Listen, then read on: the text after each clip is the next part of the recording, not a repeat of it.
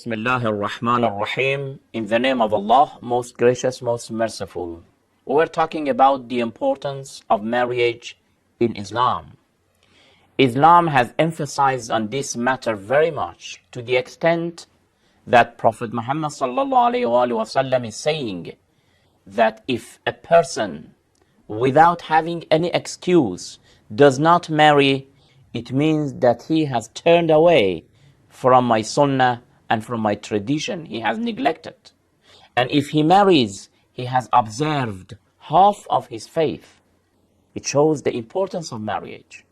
The parents must take this need of their children very serious. The faculty of passion is not something that we can joke with it. We cannot neglect it. It's a fact. It's a reality. If by marriage the couple satisfy their faculty of passion, that is the right way. Otherwise, they may go astray. Then they will satisfy, but from the wrong ways, which are forbidden and haram.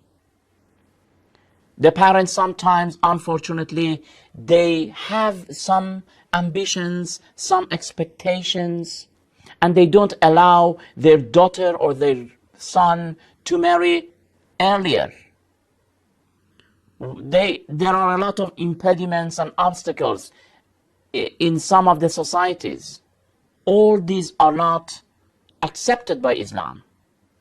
One of the issues that normally the parents pay attention is the higher education of the boy and of the girl. But how much is it important?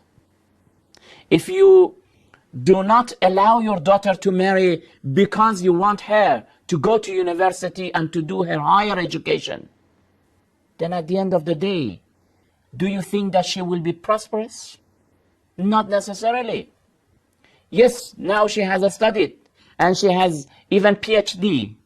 But when there is no boy to marry with her, and to the end of her life, she should suffer to be single, do you think that you have made her prosperous? She will suffer. She will have psychological problems. She needs somebody to achieve tranquility with him. She needs a couple. She needs somebody to be comfortable with him. This is what the nature says. This is the way that we are created. There is no problem that they marry earlier and then they continue their education. Sometimes parents, they do suppress and oppress their children. Allah subhanahu wa ta'ala will not forgive them.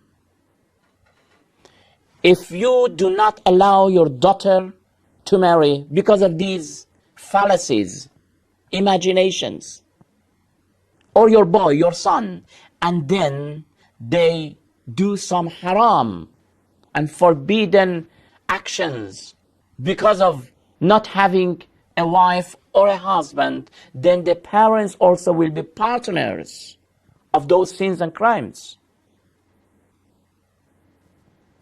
Sometimes, doing higher education is one of the issues. This is not very important. We don't say that they must not go to university. They should do, but they can do it after marriage.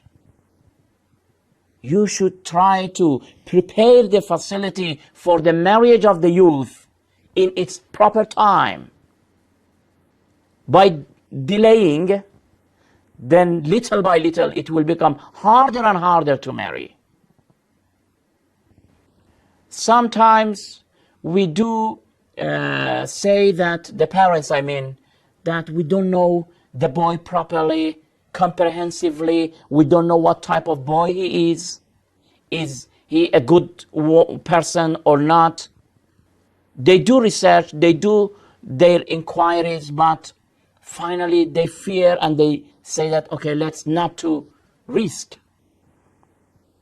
But Islam says that you do your inquiries, but for the rest, please trust in Allah subhanahu wa ta'ala. So where is the issue of at-tawakkul? At-tawakkul means to trust in Allah subhanahu wa ta'ala. Naturally, we cannot understand everything. Our knowledge is not very comprehensive to have knowledge about everything. Of course, we don't know. You do search, you do inquire, consultation, all these things, you do it. But the rest, you just put it in the hand of Allah subhanahu wa ta'ala. You trust in Allah subhanahu wa ta'ala. There is no other solution. If we believe that we are believers and faithful, we should make a tawakkul ala Allah. This is the verse of the Holy Quran in chapter 3, verse 1 to 2. It says, وَعَلَى اللَّهِ فَلْيَتَوَكَّلِ الْمُؤْمِنُونَ. And in Allah alone should the believers put their trust. Unfortunately, we don't trust. We want to do everything ourselves. If you know everything, then where is the position of a tawakkul or trust in God? We should trust in Him. If we do trust, then we'll be saved. If we trust in some means and some tools that we imagine that they will save us, make sure that they will not help you, they will not support you. Don't trust only in money, in position, in education, in beauty, and in other these things. Of course, these may be helpful, but at the end of the day, it's Allah subhanahu wa ta'ala whose will is beyond the wills and above the wills of every of us. Look at the son of Prophet Nuh alayhi salatu wasalam, when his father said to him that, come, join us, get on the ship. But he refused, he didn't get on the ark, and he said, قَالَ سَآوِي إِلَى جَبَلٍ يَعْصِمُنِ مِنَ الْمَاءِ. He thought, he imagined that if he climbs the mountains, he will be saved. But at the end of the day, he drowned. Chapter 11, verse 43 is explaining the issue of the son of Noah. He said, I shall take refuge in a mountain, and it will protect me from the water. Noah said, today there is no protector against Allah's command except those on whom Allah has bestowed His mercy.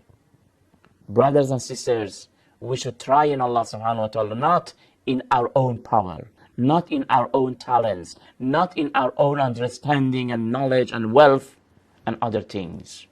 These may be helpful, but the best way is to do your researches, inquiries, and then you trust in Allah subhanahu wa ta'ala. We will continue this matter in next program, inshallah. Until then, thank you very much. Wassalamu alaikum wa rahmatullahi wa barakatuh.